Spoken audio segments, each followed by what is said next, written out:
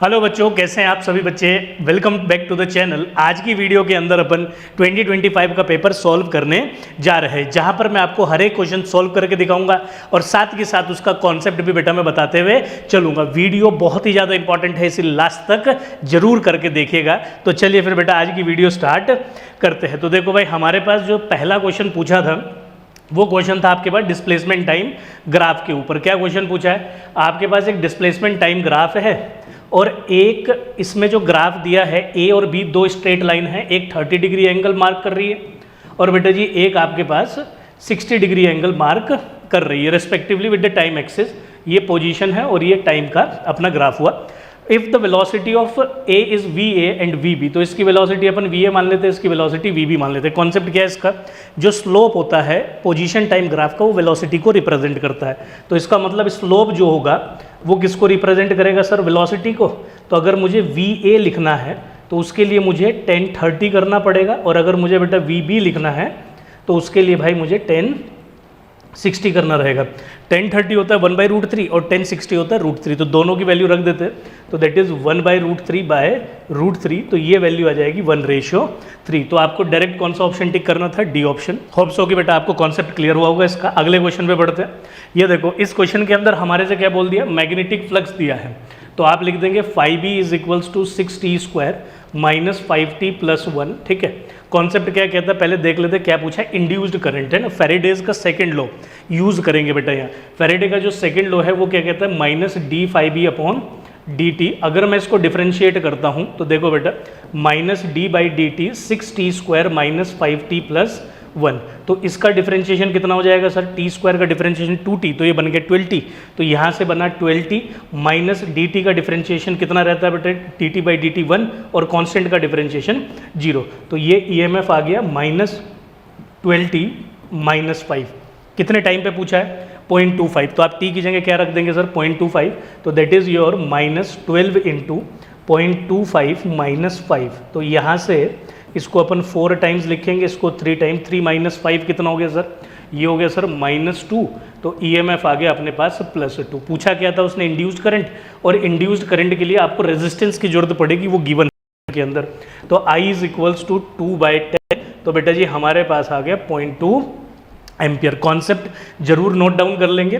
Concept क्या है? Induced EMF, मतलब कि आपका फेरेडे का सेकंड लॉ। थर्ड क्वेश्चन पे मूव करते हैं बेटा। तो अगला क्वेश्चन हमारे पास किस पर बेस्ड है? Error analysis. देखो भाई, इसमें क्या ध्यान रखना है, जनरली बच्चे क्या कर देते हैं, गलती करते हैं एक छोटी सी, ये पावर में है -4। तो जब अपन एरर एनालिसिस करेंगे तो हम इसको डिफ्रेंशिएट करके एक फाइनल रिजल्ट आता है, उसको मैं लिख देता हूँ। तो ΔP/P, और ये कितना हो गया? 1/2 ΔA/A प्लस, और ये कितना हो गया सर? 2 ΔB/B। गलती देखना भाई, आप क्या करेंगे? प्लस ये कितना हो गया? 3 ΔC/C। अब इसकी पावर माइनस है तो ये -4 को बाहर ले आएंगे आप, तो ये हो जाएगा ΔD/D। अगर वो बोलता मिनिमम एरर फाइंड करो तो तब ये काम आप करते, क्योंकि उसने सिर्फ हमारे से देन द रिलेटिव एरर, खाली P में रिलेटिव एरर पूछा है, तो आपको मैक्सिमम पॉसिबल एरर को रिप्रेजेंट करना रहता है। तो उसके लिए 2 ऑप्शन होते हैं हमारे पास, प्लस माइनस। तो हम प्लस वाली वैल्यू को यहाँ पर लेके चलते हैं बेटा। तो ΔP/P कितना हो गया सर? ये हो गया 1/2। ए के अंदर परसेंटेज एरर गिवन है 2%, तो यहाँ लिख देंगे इसको 2% प्लस 2। इसमें कितना गिवन है सर? 1%, इसको बेटा 1% लिख देंगे, समझते हुए चलना। और अगर इसमें कहीं पे प्रॉब्लम रहती है तो आप कमेंट सेक्शन में पूछेंगे, मैं वहाँ पे बेटा क्लियर कर दूंगा। तो ये कितना हो गया? 3, और ये हो गया हमारे पास 3 × 3% plus 4 × and the last value is 5%।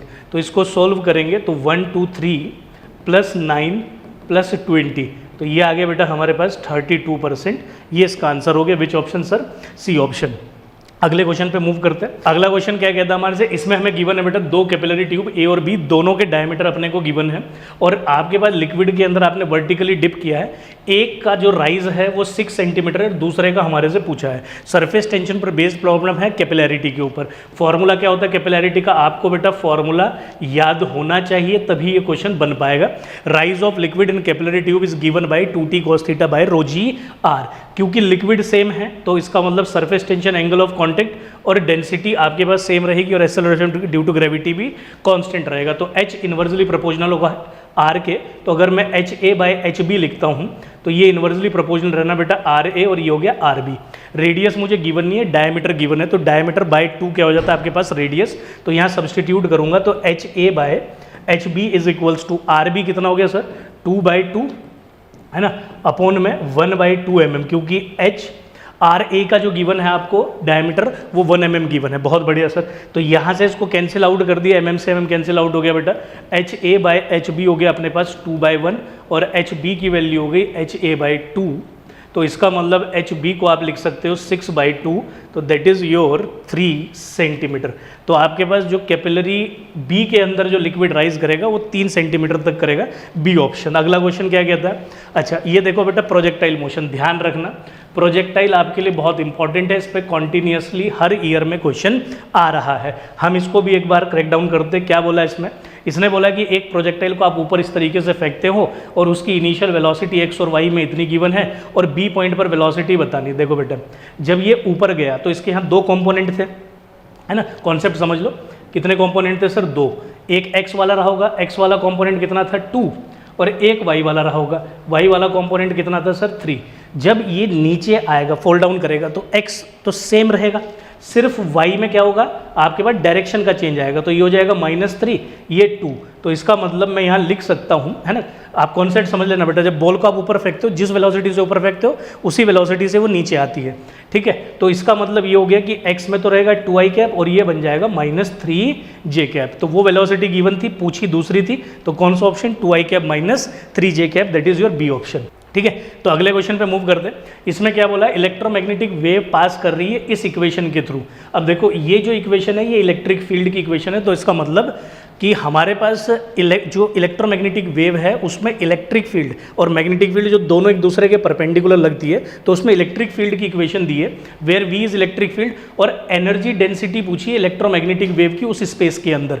क्योंकि इस टाइम सिर्फ इलेक्ट्रिक फील्ड के बारे में बताया तो हम एनर्जी के लिए डायरेक्ट इलेक्ट्रिक फील्ड के अंदर जो एनर्जी स्टोर होती है उसको डायरेक्ट यूज कर लेंगे, that is your half epsilon not E square. बेटा इस फॉर्मूले को आप डायरेक्ट याद रखेंगे, ठीक है। Energy associated in form of electric field along the electromagnetic wave, ये अपना आंसर हुआ half epsilon not E square का। अगले क्वेश्चन पे मूव करते हैं बेटा। ये क्वेश्चन हमारे पास फोर्स और डिस्प्लेसमेंट के ग्राफ पे गिवन है, मतलब वर्क डन का क्वेश्चन है। और आपको पता है फोर्स डिस्प्लेसमेंट का जो एरिया होता है, पता है ठीक है, नहीं पता तो अभी आप नोट डाउन कर लेंगे कि भैया जो area under force into force displacement graph होता है वो वर्क देता है। तो इसका एरिया मुझे निकालना है, जो भी इसका एरिया आएगा वो वर्क देगा। तो ये पहले देखो, पहले तो आपके पास बन रहा है कि ये स्क्वायर, तो ये तो हो गया area side into side, plus आगे बन रहा है बेटा ये ट्रायंगल, तो इस ट्रायंगल का कितना हो जाएगा हाफ, बेस हो गया 3। देखो यहाँ ऐसे माइनस करेंगे तो ये हो गया 6 - 3 और परपेंडिकुलर भी कितना हो गया बेटा 3, तो ये हो गया 9 + 9/2। तो इसको अगर अपन सॉल्व करते हैं तो 4.5 बेटा जी वर्क डन कितना आ रहा है हमारे पास सर 13.5 जूल। बहुत बढ़िया, कौन सा ऑप्शन है sir, B option. Now moving to the next question. अच्छा बात आपको क्लियर हो रही होगी, होप सो। अब अगला क्वेश्चन है मैग्नेटिज्म के ऊपर। इसमें हमारे को एक वायर दे दी 50 सेंटीमीटर की, इसको मीटर में कन्वर्ट कर लो तो ये हो गया 0.5 meter, moves with the velocity. इसको मीटर पर मिनट को बेटा सेकंड में कन्वर्ट कर लो, 300 मीटर बाय 60 सेकंड। तो ये कैंसिल आउट करेंगे तो ये हो जाएगा 5 मीटर पर सेकंड। तो वेलोसिटी भी आ गया, मैग्नेट आपकी लेंथ भी आ गई। लेंथ कितनी आ गई सर 0.5, परपेंडिकुलर है मैग्नेटिक फील्ड के। तो आपसे बोल दिया कि अगर इंड्यूस्ड ईएमएफ जो है वो 2 वोल्ट का है तो मैग्नेटिक फील्ड कितनी होगी। तो बेटा जी आपको फॉर्मूला याद रहता है BLV का। जब लेंथ, मैग्नेटिक फील्ड और वेलोसिटी तीनों म्यूचुअली परपेंडिकुलर हो और आपका लेंथ मूव कर रहा हो तो उस टाइम पर उसके अक्रॉस जो इंड्यूस्ड ईएमएफ का फॉर्मूला होता है वो BLV के द्वारा दिया जाता है। ये आप सब बच्चों को याद है। तो इसमें हमारे पास ये हो गया 2 वोल्ट, मैग्नेटिक फील्ड पूछिए, लेंथ कितना हो गया बेटा 0.5 और वेलोसिटी भी कितना हो गया सर आपका 5। तो ये हो जाएगा, कैंसिल आउट करेगा तो इसको उधर ले जाऊंगा बेटा, 2 × 2 = 4/5 इज इक्वल्स टू B। तो सर यहाँ से B की वैल्यू आ रही है 4/5, जिसको अपन क्या लिख लेंगे 0.8 टेस्ला। तो which option sir, that is your C option. Easy question है, अभी तक जितना भी हमने क्वेश्चन किया उसमें इजी क्वेश्चन रहा है, एक मॉडरेट रहा है ना। उसके अलावा अब ये देखो, ये हमारे पास क्वेश्चन है बेटा मॉडरेट क्वेश्चन, ठीक है। इसको जरा समझते हैं, क्रैक डाउन करते हैं इस क्वेश्चन को। बहुत अच्छे से समझेंगे। मोमेंट ऑफ इनर्शिया पर बेस्ड क्वेश्चन है, सर्कुलर डिस्क दी है आपको, है ना। तो एक हमारे पास सर्कुलर डिस्क होगी, तो अपन इसको ऐसे कंसिडर कर लेते हैं। ये हमारे पास एक सर्कुलर डिस्क है जिसका मास m है और रेडियस r है। तो इसका मास m ले लेते हैं बेटा जी, और रेडियस कितनी मान लेते हैं अपन r। About an axis passing through the centre of mass is, तो इस एक्सिस के अबाउट जो मोमेंट ऑफ इनर्शिया है वो I नॉट है। अगर moment of inertia of another circular disc of same mass and thickness, तो same mass and thickness but half the density. अब देखो ये क्वेश्चन के अंदर आपको क्यों दिमाग लगाना पड़ गया। जनरली डिस्क का मोमेंट ऑफ इनर्शिया अपने को याद रहता है कितना, कि sir half m r square. Mass तो इन्होंने कांस्टेंट बोल दिया और रेडियस बोल दिया अपने को r, ठीक है। मास हो गया कैपिटल M और रेडियस होगी अपनी r, पर उसने जो दूसरी डिस्क दी है उसमें डेंसिटी को सेम बोला है। तो इसका मतलब मुझे रेडियस या मास में से किसी एक वैल्यू को किसकी टर्म में लिखना पड़ेगा, आपके पास डेंसिटी की टर्म में लिखना पड़ेगा। तो मैं क्या काम कर लेता हूँ, मुझे पता है डेंसिटी क्या होता है सर, मास अपॉन वॉल्यूम। इसकी थिकनेस अपन कितनी लेके चल लेते हैं, डेल्टा टी। तो डेंसिटी हो जाएगा मास और वॉल्यूम हो जाएगा इसका कितना, area, that is pi R square, और थिकनेस अपन ले लेंगे बेटा जी इसकी डेल्टा टी।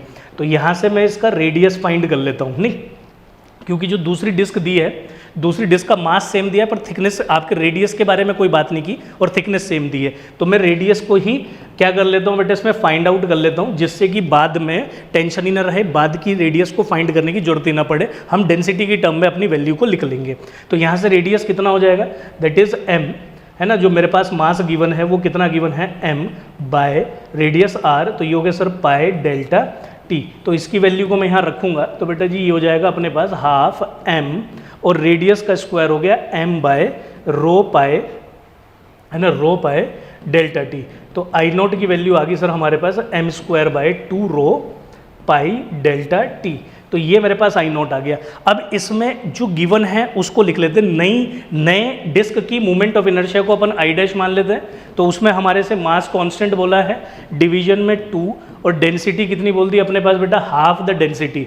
तो डेंसिटी हो गई रो बाई 2, थिकनेस सेम बोली है, तो मतलब कि मैं लिख दूंगा I dash is equals to, तो इसको अपन लिख देंगे m स्क्वायर, तो ऊपर चला जाएगा बेटा 2 और नीचे बन गया 2 रो पाई डेल्टा टी। तो देखो m square by 2 rho pi delta T I naught के बराबर है, तो आई डैश हो गया हमारे पास 2 आई नॉट, ठीक है। तो यही मेरे से पूछा था, तो कितने टाइम्स हो गया sir moment of inertia, 2 I not. जो बच्चे इसके अंदर आपका इस एलिमिनेशन मेथड को उस टाइम पे नहीं करेक्ट कर पाते, तो उनको इस क्वेश्चन को सॉल्व करने में 100% जो है तकलीफ होती। तो बेटा आप ध्यान रखेंगे कि कभी अगर ऐसा क्वेश्चन आए जिसमें डेंसिटी दी हो, तो ये तो आप डायरेक्ट डेंसिटी का फॉर्मूला याद रख लो, रेडियस को डेंसिटी में, क्योंकि ये सब बच्चे फॉर्मूला याद रखते ही है, तो एक फॉर्मूला आप ये भी याद रख लो। तो ये किसकी टर्म में हो गए, डेंसिटी की। तो अगली बार आपको ये सब कन्वर्जन करने की जरूरत नहीं पड़ेगी, आप डायरेक्ट डेंसिटी की वैल्यू को सब्सटीट्यूट करके अपना क्या निकाल लेंगे बेटा, मोमेंट ऑफ इनर्शिया फाइंड कर लेंगे। Now moving to the next question, transformer पे बेस्ड इजी क्वेश्चन है बेटा। मेरे को प्राइमरी के जो टर्म दिए हैं, है ना, प्राइमरी के जो टर्म दिए वो 400 है, और सेकेंडरी के जो टर्म दिए हैं वो कितने हैं सर, 2000। और मैंने से बोल दिया कि power output from the secondary, है ना, सेकेंडरी मतलब कि सेकेंडरी ईएमएफ जो हमें मिल रहा है 1000 वोल्ट, उस पर अपन इतनी पावर ड्रॉ कर रहे हैं। तो मेरे से पूछा प्राइमरी की, मेरे से क्या पूछ लिया बेटा, कि मेरे को पूछ लिया प्राइमरी की वोल्टेज कितनी है। तो कैसे फाइंड करेंगे, देखो प्राइमरी की वोल्टेज को अपन फाइंड करते हैं, सिंपल फॉर्मूला है ES by N, ES by EP is equals to NS by NP। तो यहाँ वैल्यू सब्सटीट्यूट करते हैं, ES बाय सेकेंडरी मुझे पता है दैट इज 100,000 बाय EP, जो मुझे फाइंड करना है बेटा NS की वैल्यू कितनी है कि सर 2000 बाय, और ये हमारे पास हो गया कितना 400। तो ये 3 वैल्यू यहाँ से कैंसिल आउट, तो ये हो गया अपने पास 200। तो EP की वैल्यू आ गई सर अपने पास 200 वोल्ट, ठीक है। यही मेरे से क्वेश्चन में पूछा था, तो क्या आंसर आ गया सर अपने पास 200 वोल्ट, ठीक है, बहुत बढ़िया। तो अगले क्वेश्चन पे मूव करते हैं बेटा। तो नेक्स्ट क्वेश्चन हमारे पास क्या बोलता है, ग्रेविटेशन पर बेस्ड है, मास ऑफ मून। तो आपके पास हो गया mass of moon is 1/81 times the mass of earth, और वहीं पर radius of moon is 1/4 time the radius of earth. तो ये हमारे पास हुआ, the escape speed from the surface of the earth is, escape speed earth की surface से अपने को बेटा क्वेश्चन में गिवन है, और आपके पास मून से पूछा है। देखो वेलोसिटी का फॉर्मूला होता है √2gm/r, ठीक है। तो ये रेडियस मान लेता हूँ मैं, radius of earth, mass of earth, तो ये एस्केप वेलोसिटी फ्रॉम अर्थ। ऐसे अपन मून पे लिखेंगे तो ये कितना बन जाएगा sir, 2g mass on moon upon radius on moon, खत्म बात। अब यहाँ पर वैल्यू सब्सटीट्यूट कर लेते हैं। तो अगर मैं वैल्यू सब्सटीट्यूट करता हूँ तो ये कितना हो गया 2g मास ऑफ मून कितना आ गया सर अपने पास me/81 एंड रेडियस कितना आ गया सर हमारे पास re/4 4 ऊपर चला जाएगा 2 और ये बाहर आ जाएगा तो हमारे पास बच गया रूट से बाहर आगे बेटा 2/9 और ये कितना बना 2gme/re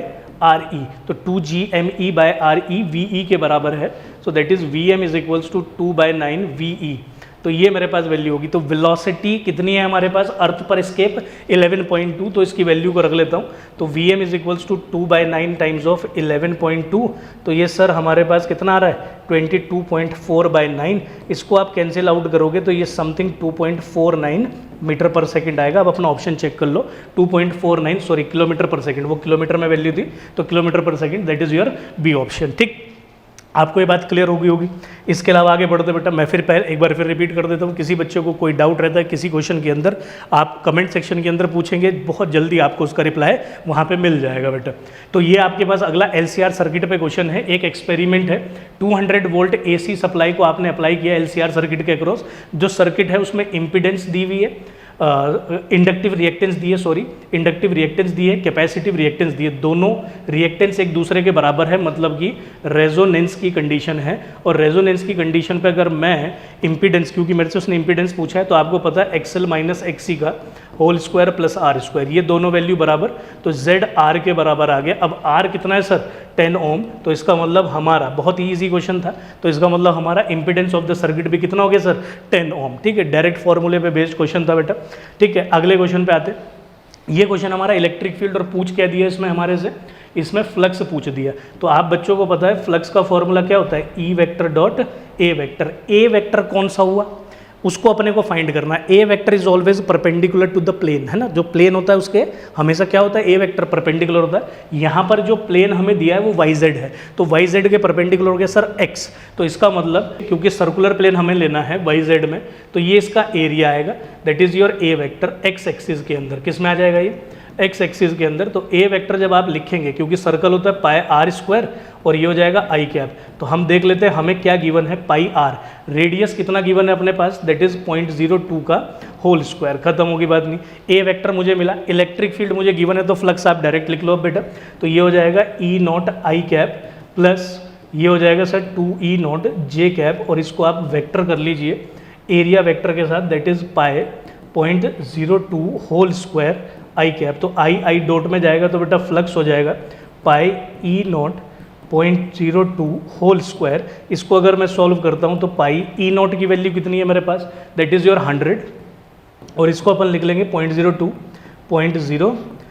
तो ये अपने पास गया तो यहाँ से ये कैंसिल आउट हो गया तो ये हो जाएगा सर 0.04 पाई।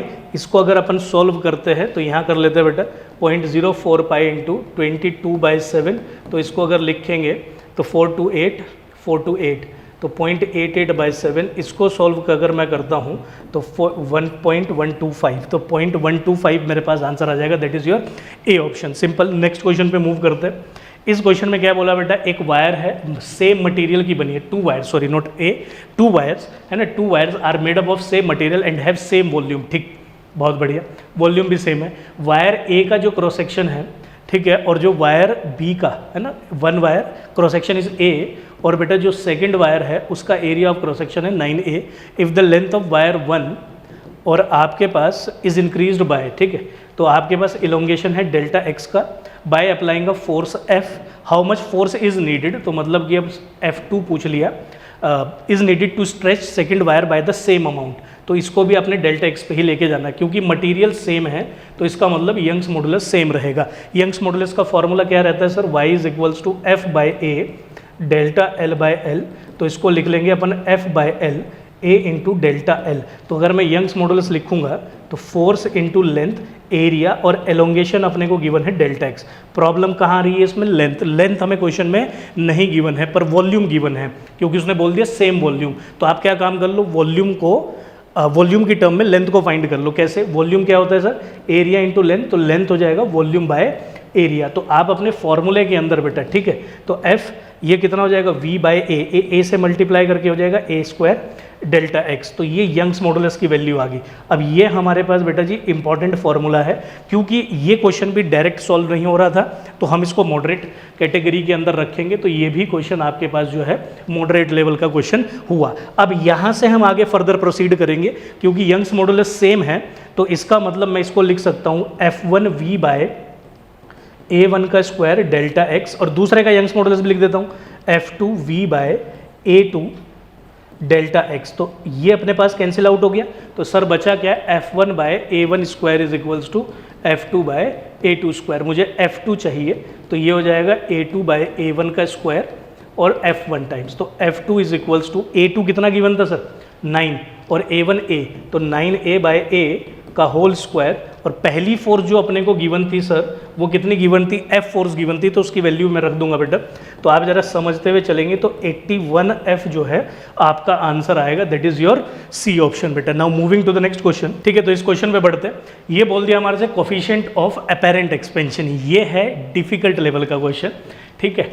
तो एक दो क्वेश्चन था बेटा इसके अंदर जो थोड़ा डिफिकल्ट है, ये डिफिकल्ट लेवल का क्वेश्चन है। उसने क्या बोला, coefficient of apparent expansion, liquid में जाओ, एक्सपेंशन वाले टॉपिक में जाओ बेटा, थर्मल फिजिक्स के अंदर आप जाएंगे, एक्सपेंशन के अंदर, एक्सपेंशन ऑफ सॉलिड है ना, expansion of liquid, alpha beta gamma, तो ये उस गामा के अंदर का क्वेश्चन है।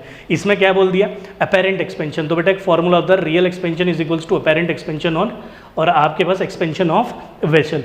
इसने क्या बोला हमारे से कि the coefficient of apparent expansion, इसकी वैल्यू गिवन है glass vessel, in a glass vessel. तो पहले हमें ग्लास वेसल दे दिया, तो ये हो गया real expansion is equals to, इसकी वैल्यू रख देता हूँ मैं 153 times 10 to the power -6 plus, है ना, और हमारे को इसका क्या नहीं पता, वेसल का नहीं पता। अच्छा, दूसरे में क्या बोल दिया, एंड इन स्टील वेसल, पहले ग्लास वेसल थी फिर स्टील वेसल दे दी बेटा अपने को, तो दूसरे केस में स्टील वेसल हो गई, तो उसका रियल एक्सपेंशन में अपेरेंट एक्सपेंशन कितना गिवन है 144 इंटू 10 की पावर -6। अच्छा, और वेसल का जो एक्सपेंशन होता है, जो सॉलिड का एक्सपेंशन होता है, वो 3 टाइम्स ऑफ अल्फा होता है। मुझे अल्फा फॉर स्टील दे दिया, और पूछा किसके लिए अल्फा है, ग्लास के लिए अल्फा आपसे पूछा गया है। तो भाई यहाँ पर भी मैं क्या लिख लेता हूँ 3 टाइम्स अल्फा फॉर ग्लास, और इसको लिख लेंगे 3 times 12 into 10 to the power -6। दोनों को इक्वेट करूँगा बेटा, तो ये आ जाएगा 153 इंटू 10 की power -6 plus 3 alpha glass is equals to 144 into 10 की पावर -6 प्लस 36 इंटू 10 की पावर -6। ये मेरे से पूछा, इसको मैं इधर ले आऊँगा, तो ये हो जाएगा 3 अल्फा ऑफ ग्लास, ये इधर आएगा बेटा, तो 144 माइनस 153 तो -9, तो ये बना -9 into 10 to the power -6 plus 36 into 10 की पावर -6। तो अल्फा जी 36 में से 27 into 10 to the power -6 by 3, तो ये आंसर आ गया 9 इंटू 10 की पावर -6, ठीक है, और आपके पास पर डिग्री सेल्सियस में, ठीक है। तो अल्फा जी हमारे से पूछा था 9 इंटू 10 की पावर -6, ठीक है। तो ये बेटा अपने पास डिफिकल्ट लेवल का क्वेश्चन हुआ था। इसमें आपको वॉल्यूम एक्सपेंशन याद रखना है, और मैं आपको एक वीडियो पहले मैंने रिलीज़ की थी बेटे चैनल के ऊपर ही, जिसके अंदर मैं आपको बताते हुए चला था कि भैया 23, 24 और आपका 25 में किन किन टॉपिक के ऊपर क्वेश्चन पूछा है। तो मैं वहाँ भी आपको मेंशन किया था कि 25 के अंदर 1 से 2 क्वेश्चन डिफिकल्ट भी थे, 2 से 3 क्वेश्चन मॉडरेट थे, और पेपर ईजी था। अब अगले क्वेश्चन पे बढ़ते हैं, और आप यहाँ खुद भी देखते हुए चल रहे होंगे कि एकदम से क्वेश्चन नहीं हो रहा, ये तो थोड़ा कैलकुलेशन लग रहा है। और इस बार तो आप सोच के चलिए कि मेरा एक्सपेक्टेशन है कि इस बार थोड़ा पेपर का लेवल थोड़ा सा और इंप्रूव होकर आएगा, क्योंकि कंपटीशन बढ़ गया और सीटें उतनी ही हैं हमारे पास बेटा। तो इस वाले क्वेश्चन में बढ़ते हैं। An electric current is passed through a circuit containing the 2 wires of same material, same material मतलब कि same resistivity, connected in parallel. तो एक वायर ये बेटा, दोनों को आपने पैरेलल में कनेक्ट करने से क्या हो गया, दोनों का वोल्टेज सेम हो गया, और मटेरियल सेम है, तो दोनों का रो भी क्या हो गया, same. If the length and radii in the ratio, तो पहले वाले का जो लेंथ का रेशियो है वो 3:2 है, और पहले वाले और दूसरे वाले का रेडियाई का रेशियो 2:3 है।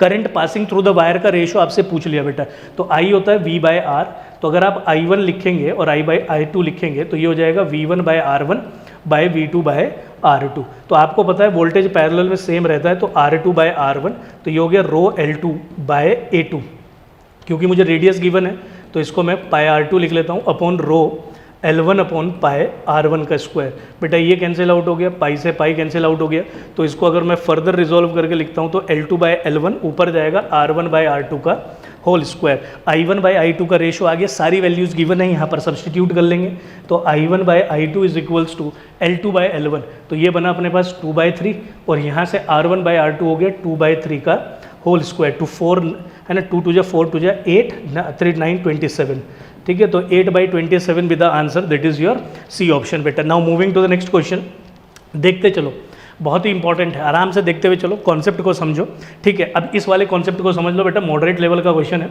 मॉडरेट लेवल का क्वेश्चन क्यों है? क्योंकि देखो आपसे इसमें वर्क डन, आपका वर्क डन और चेंज इन टेम्परेचर का ग्राफ पूछा है, तो अब वर्क डन आपको सब प्रोसेसेस के पता होने चाहिए। पहले हम देख लेते हैं कौन कौन से प्रोसेसेस की बात यहाँ बात हुई है, एडियाबैटिक, आइसोबारिक और आइसोकोरिक। तो मैं यहाँ सबसे पहले एडियाबैटिक का वर्क डन लिख देता हूँ। तो एडियाबैटिक की अगर मैं बात करूँ तो एडियाबैटिक का वर्क डन क्या होता है बेटा, याद करो फॉर्मूला कि सर NR पर चेंज इन टेम्परेचर वाला फॉर्मूला याद करना है, तो NR delta T by gamma -1। वहीं पर अगर मैं आइसोबारिक की बात करूंगा तो वर्क डन हो जाएगा सर NR डेल्टा T, और वहीं पर अगर अपन आइसोकोरिक की बात करेंगे, सारे फॉर्मूले आपको याद होने चाहिए, वर्क डन हो जाएगा 0, क्योंकि इसमें वॉल्यूम कांस्टेंट होता है नहीं, और वॉल्यूम क्या होता है अपने पास कांस्टेंट, वॉल्यूम कांस्टेंट होने की वजह से P डेल्टा V फॉर्मूला होता है वर्क डन का, अगर वॉल्यूम कांस्टेंट तो वर्क डन भी कितना हो गया 0। अब यहाँ पर देखेंगे बेटा, यहाँ गामा की वैल्यू कितनी होती है, गामा की वैल्यू होती है 5/3 नहीं, ऐसे करके आपके पास कितना रहता है 9/7 नहीं, ठीक है, तो ये करके हमारे पास गामा की वैल्यू रहती है। तो अब एक ग्राफ तो आपको इसमें क्लियर है वर्क डन का, जिसमें वर्क डन 0 है, जिसमें वर्क डन 0 है वो आप चेक कर लो बेटा। इस पहले वाले में वर्क डन 0 है, तो मतलब फर्स्ट वाला जो है वो तो आपका रिप्रेजेंट करेगा आइसोकोरिक को।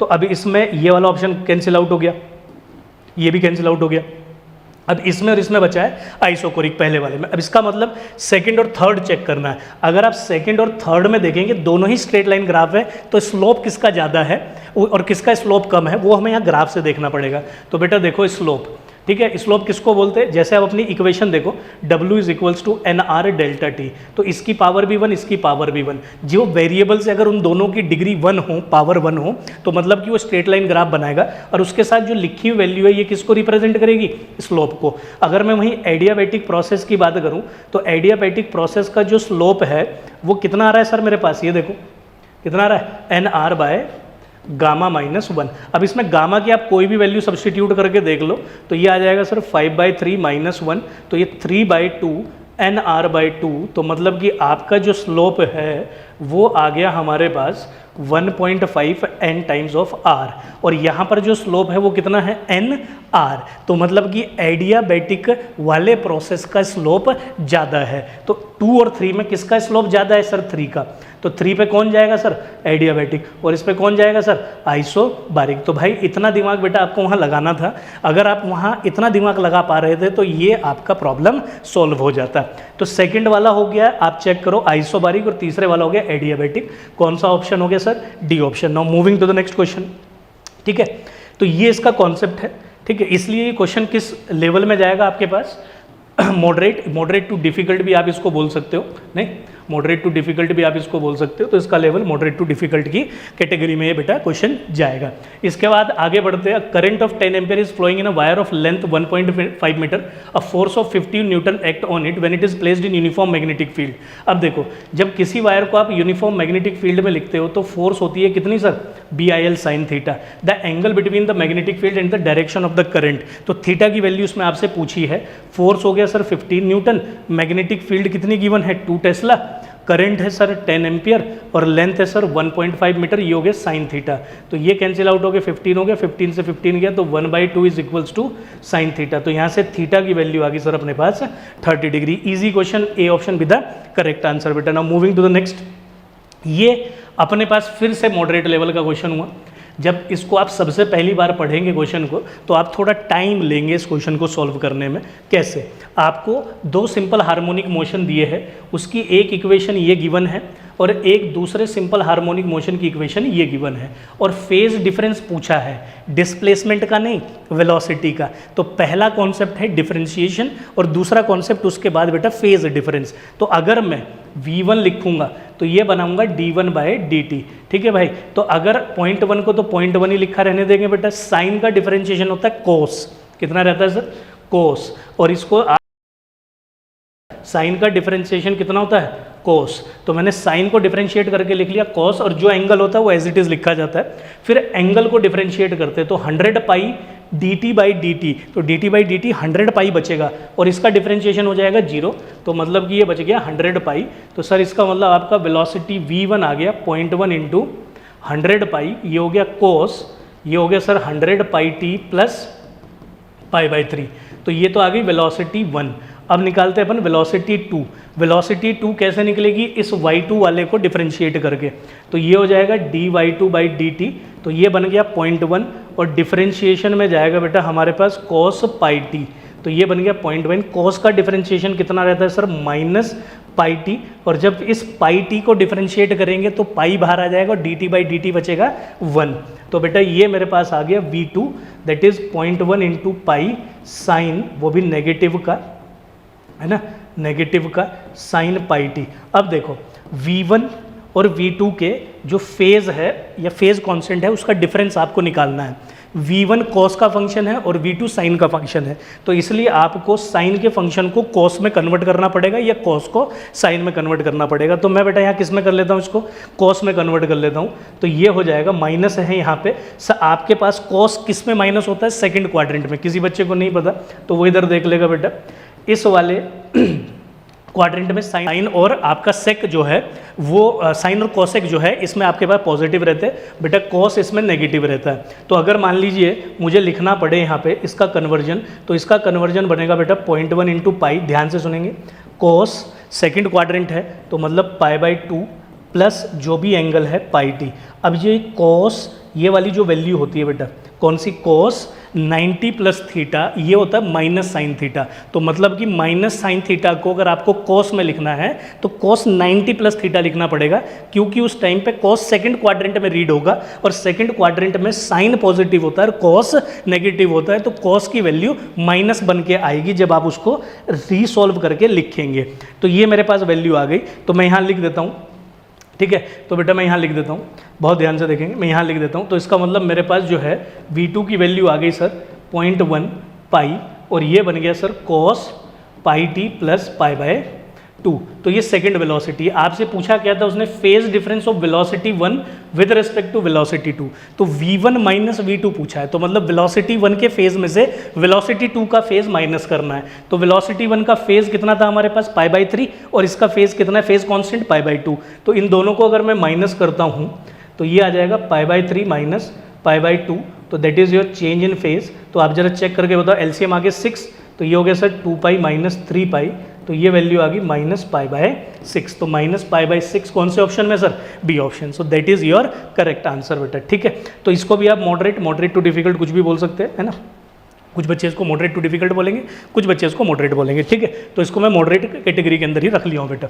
आपसे बोल दिया Newton universal law of gravitation applies for small bodies, planet only, both small and आपका बिग बॉडीज, दोनों के लिए एलिजिबल है। आप अर्थ के लिए भी उसी फॉर्मूले से फोर्स निकालते हो, है ना, 2 प्लेनेट के बीच में भी और 2 पॉइंट ऑब्जेक्ट के बीच में भी। तो इसका मतलब both small and big bodies दोनों के लिए ट्रू है।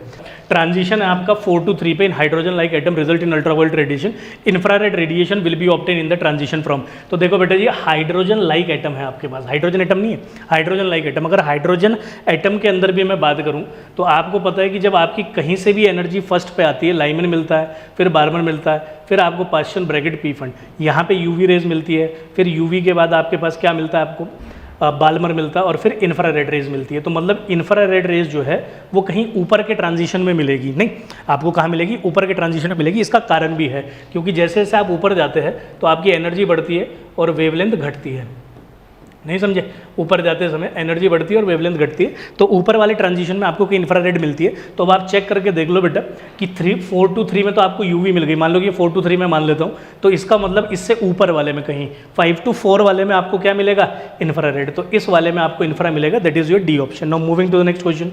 अगला क्वेश्चन हमारे से क्या बोलता है कि आपके पास एक सेल है जिसका इंटरनल रेजिस्टेंस स्मॉल r है, connected across the external resistance nr, then the ratio of the terminal voltage to the EMF of the cell, terminal voltage to the EMF of the cell. Terminal voltage का एक formula होता है E minus I R, और आई का formula होता है बेटा E upon R plus R. जब आप इसकी वैल्यू को यहाँ सब्सटीट्यूट करो, E equals to E into R upon R plus R आ जाएगा बेटा, ठीक है। तो एक हमारे पास डायरेक्ट रिलेशन निकल के आता है टर्मिनल पोटेंशियल और ईएमएफ और एक्सटर्नल रेजिस्टेंस के बीच में। अब क्वेश्चन के अंदर उसने क्या बोल दिया कि एक्सटर्नल रेजिस्टेंस तो कितना है सर, एन आर, और रेशो किसका पूछ दिया हमारे से, टर्मिनल वोल्टेज और ईएमएफ का।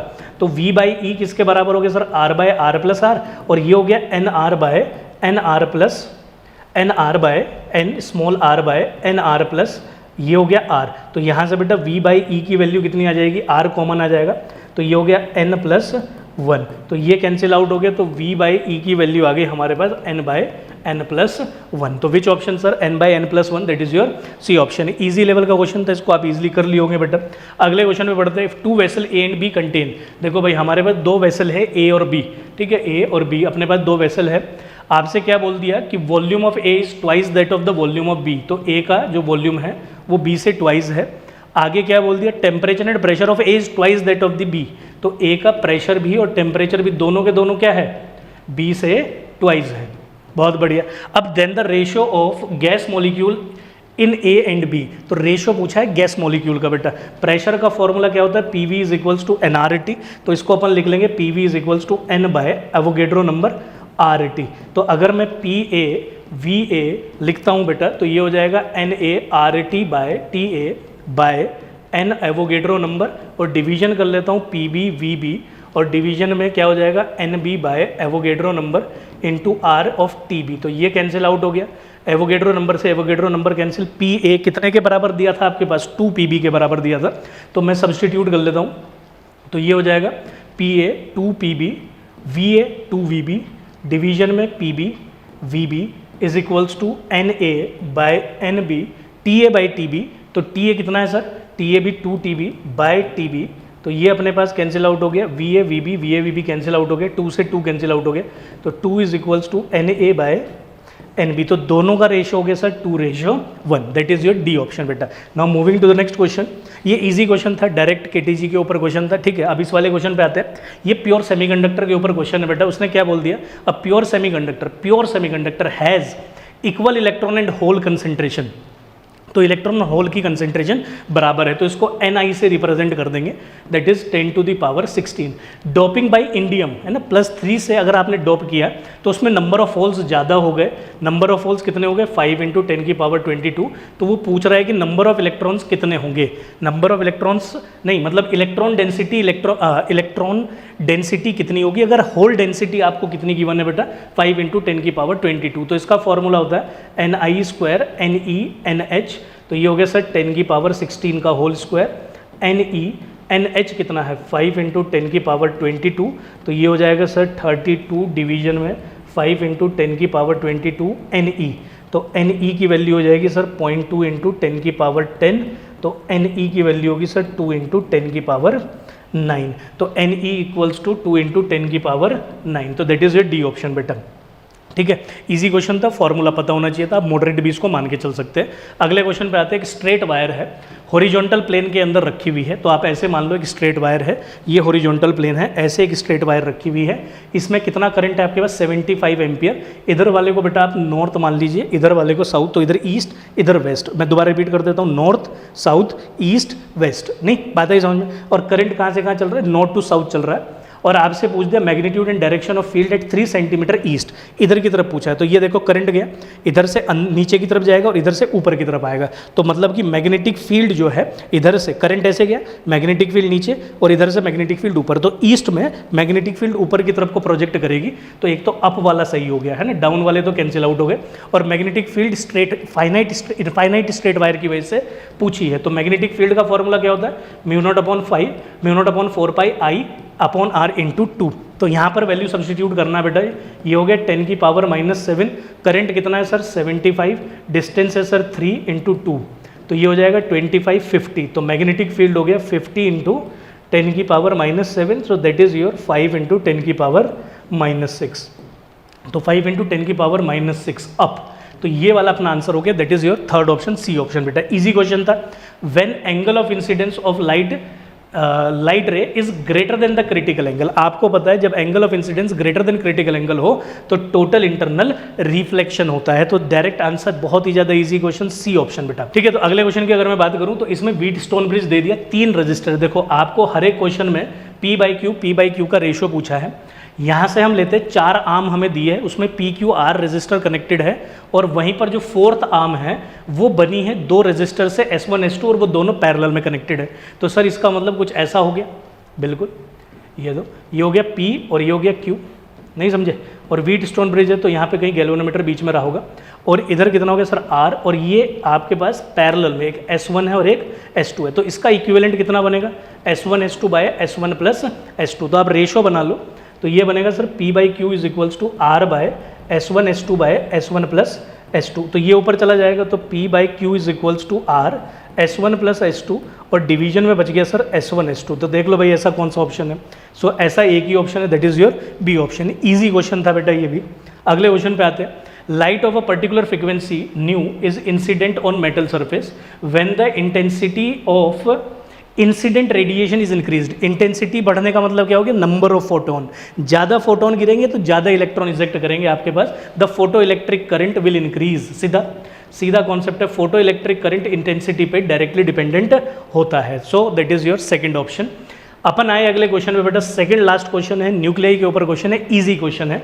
आपसे सिर्फ बाइंडिंग एनर्जी पर न्यूक्लियन का कर्व पूछा है। आपको पता है बाइंडिंग एनर्जी पर न्यूक्लियन का कर्व कुछ ऐसा होता है, जो हायर होते हैं उनकी binding energy per nucleon comparatively कम रहती है कुछ किसके, लाइटर न्यूक्लियाई के मुकाबले। तो ऐसा देख के बताओ ऐसा किस ऑप्शन में है, सिर्फ सी ऑप्शन के अंदर। यहाँ से आपकी एनर्जी गई और फिर जो हैवियर न्यूक्लियाई है वो थोड़ा सा बाइंडिंग एनर्जी पर न्यूक्लियन में नीचे की तरफ को डिप कर रहा है। तो that is your C option बेटा। नाउ लास्ट क्वेश्चन, अब अपन पहुंच गए बेटा लास्ट क्वेश्चन पे। वेव के ऊपर क्वेश्चन है, मॉडरेट लेवल का आप इस क्वेश्चन को बोल सकते हैं। उसका रीज़न ये है, ठीक है, मैं एक बार क्वेश्चन रीड कर देता हूँ बेटा।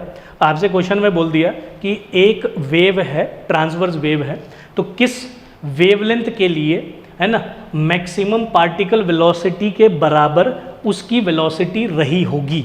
देखो, a transverse wave is represented by this, for what value of wavelength equal to the maximum particle velocity. इसकी जो वेलोसिटी थी वो किस आपकी वेवलेंथ के लिए मैक्सिमम पार्टिकल वेलोसिटी के बराबर रही होगी। तो सर पार्टिकल वेलोसिटी का फॉर्मूला होता है omega A square minus Y square. तो जब y इक्वल्स टू 0 होता है बेटा तो उस टाइम पर पार्टिकल की वेलोसिटी मैक्सिमम होती है और ये प्लस माइनस दोनों में रहती है। तो ओमेगा आपकी पार्टिकल की वेलोसिटी हुई। वेव की वेलोसिटी का फॉर्मूला होता है f इंटू लेमडा। तो ये दोनों वेलोसिटी बराबर है, तो आपको उस टाइम पर इस वेवलेंथ की वैल्यू को फाइंड करना है। तो ओमेगा हो जाएगा 2 पाई एफ ए, और आपके पास पार्टिकल की वेलोसिटी आपने लिख ली और वेव की वेलोसिटी और लिख लो बेटा। तो ये कैंसिल आउट हो गया, तो लेमडा कितना आ गया सर, 2 पाई ए। तो ये पूछा था इस क्वेश्चन में। तो which option sir, C option. तो आपने 1 to 30 2025 के सारे क्वेश्चन देख लिए।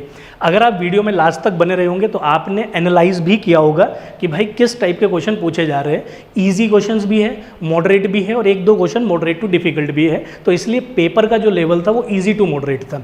तो इसका मतलब ये हुआ कि आपको पढ़ना बेसिक ही है, बेसिक कॉन्सेप्ट ही पढ़ने, बस उसमें एक एक लेवल थोड़ा सा ऊपर उठ के अगर आप थोड़ा सा प्रैक्टिस कर लेंगे इस बार के पेपर के लिए, तो आपका जो टारगेट है 30 में से 25 प्लस लाने का वो ईजिली सॉल्व हो जाएगा। और ये इस टाइप के लेवल वाइज क्वेश्चन जो है ना, थोड़ा सा ऊपर लेवल उठा के जो प्रैक्टिस करने वाला जो काम है उसको बेटा हम चैनल पे भी करेंगे। आपको मैं इसी चैनल के ऊपर फिजिक्स के अंदर हर टाइप के क्वेश्चन प्रैक्टिस कराऊंगा और एक सीरीज लेके आ रहा हूं जहां पर हम इन सभी टाइप के क्वेश्चन को प्रैक्टिस करेंगे। सीरीज का नाम है बेटा द नर्सिंग मिशन। उस नर्सिंग मिशन के अंदर अपन जितने भी टाइप के क्वेश्चन होते, पॉसिबल क्वेश्चन है एम्स नर्सिंग के लिए, चाहे वो बेसिक हो मतलब ईजी हो, चाहे ईजी टू मॉडरेट हो, चाहे मॉडरेट टू डिफिकल्ट हो, तो हर टाइप के क्वेश्चन अपन उसके अंदर सॉल्व करने वाले हैं।